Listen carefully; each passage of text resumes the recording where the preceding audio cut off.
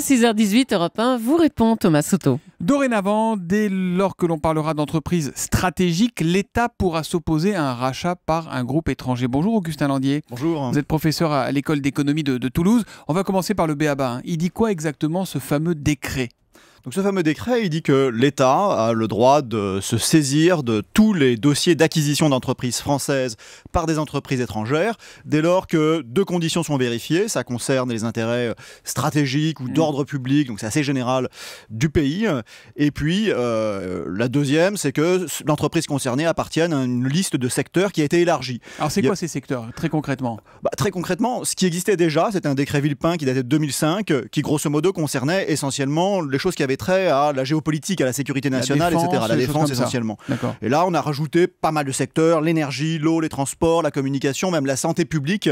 Donc ça élargit considérablement, si vous voulez, la liste de ces secteurs. On y met à peu près ce qu'on veut, quoi, quand on met une liste aussi large. Pour les très grands groupes, ils ont très souvent au moins un pied, disons, dans un de ces secteurs. Mais alors ça veut dire quoi, Augustin Landier ? Ça veut dire que pour Alstom, finalement, bien que non actionnaire, c'est l'État qui va décider de son avenir ? Un peu soviétique, ça, non ?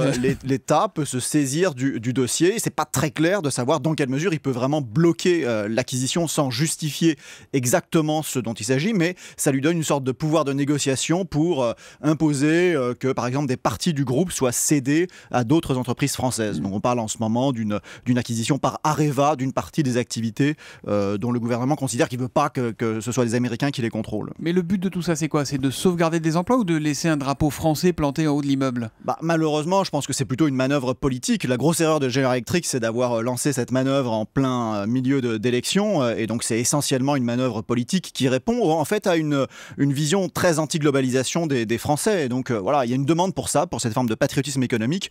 D'un point de vue d'économiste, elle n'est pas justifiée parce que c'est pas une mauvaise nouvelle, c'est pas un but marqué contre la France lorsque une entreprise américaine achète une entreprise française. Est-ce que ça va pas faire fuir les investisseurs ? C'est une idée reçue, ça, ou pas ? Parce qu'on se dit, si c'est tellement compliqué, si déjà en France, il y a des problèmes de fiscalité, il y a des problèmes de lourdeur administrative. Si en plus maintenant il faut que M. Montebourg me mette un tampon sur mon document pour que je puisse investir, ils vont se dire on va aller investir ailleurs, en Allemagne. Bien sûr, c'est un signal très négatif, d'autant plus que c'est un décret ad hoc, si vous voulez, qui répond à une demande à un cas particulier. Donc ça lance aux investisseurs le signal que si vous lancez une grosse opération en France, si ça ne plaît pas au gouvernement pour des raisons politiques, il peut faire une loi comme ça qui sort du chapeau juste au moment où vous lancez cette opération. Est-ce que c'est ça qu'on appelle le patriotisme économique ? C'est un mot qui avait été lancé par Dominique de Villepin en 2005, c'est un vieux sujet. Encore une fois, il y a une sorte de décalage entre la réalité économique et cette espèce d'idée que quand une entreprise française passe d'investisseurs français à des investisseurs étrangers, c'est une mauvaise nouvelle. Ce n'est pas une mauvaise nouvelle en moyenne. Les chiffres montrent que, au contraire, ça rend en général les sites plus productifs.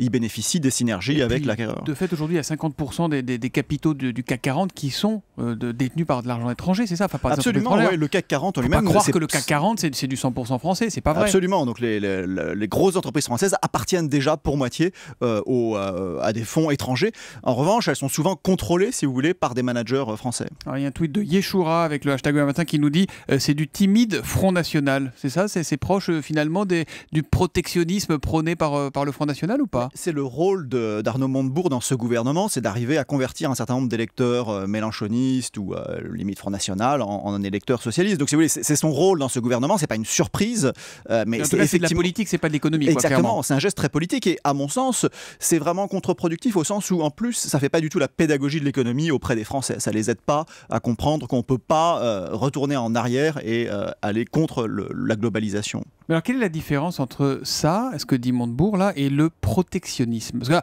quand on parle de protectionnisme, là, tout le monde monte sur ses grands chevaux, mais non, pas question. C'est un marché ouvert, etc., etc. Il y a une vraie différence ou pas ? Oui, alors on peut faire un distinguo entre la liberté de faire circuler les biens, la liberté d'échanger des biens, et puis la liberté de circulation du capital. Traditionnellement, le protectionnisme, ça concerne plutôt la liberté de circulation des biens, et donc mettre des taxes, par exemple, qui rendent difficiles les importations de biens étrangers. En revanche, le patriotisme économique, ça typiquement, ça parle plus de la circulation du capital. Alors, voir un État se mêler comme ça des affaires des entreprises, c'est une première ou est-ce que ça se fait ailleurs, dans d'autres pays?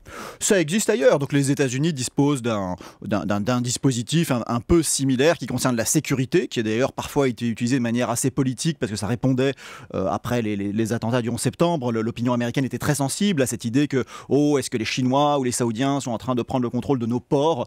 Donc il y a eu des événements un peu similaires aux États-Unis. On dit souvent que les Américains se protègent mieux que nous, que les Asiatiques se protègent mieux que nous, et que nous on est un peu en Europe les dindons de la farce là-dessus, qu'on ne sait pas se protéger. Mais si vous voulez, l'erreur, c'est là que c'est très très pervers. Il ne s'agit pas de se protéger. Quand les investisseurs viennent en France, c'est une chance. C'est ce discours-là qu'il faut arriver à tenir, à maintenir le capitalisme français et les entreprises telles qu'elles étaient dans les années 80.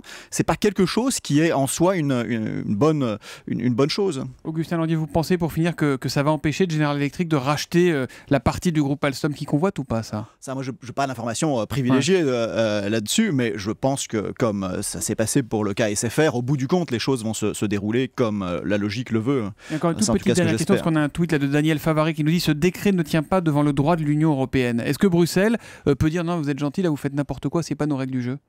Oui, c'est-à-dire qu'il peut y avoir des recours. Si ce décret, par exemple, est utilisé par le gouvernement, il peut y avoir des recours après pour dire que son usage n'est pas justifié.